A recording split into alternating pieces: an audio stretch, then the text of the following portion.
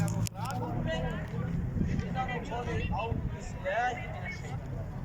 কিন্তু এই রাগটা ওই সময় রাগের জন্য থামায় না, রাগের জন্য আপনার মুখে লালা চলে আসে না, এত রাগ এবং এই সময় কিন্তু শরীরটা গরম হয়ে যায়।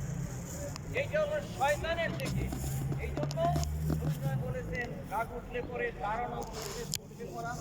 যেমন ধরেন আমরা অনেক সময় ফোনে কথাবার্তা বলি শুয়ে শুয়ে, কিন্তু রাগারাগি হইলে পরে উঠে বসেন না, এরপর ওইটা বসানো দাঁড়ায় যান না, এরপরে ঠাস করে দেখা যায় যে খুশি একটা মাইয়া গ্লাস ভাঙিয়ে ফেলা, বোতল একটা ধরে ছুঁড়ে মারেন, এরকম ঘটনা ঘটে না? দাঁড়িয়ে থাকলে পরে বসে পড়ো, আবার তুমি অজু করো, অজু করে তুমি একটা নামাজ পড়ো। এই জন্য এই অজু বলে যে পানি দিতে তারা ঠান্ডা করে।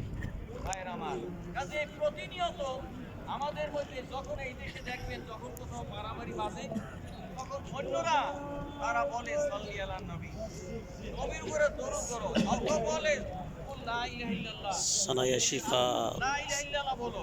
এইভাবে সনাতনী আমরা করি কি, একজন আরেকজন রাগ রাগ হই, একজন আরেকজনকে আমরা ধাক্কা দেই, এইভাবে করে।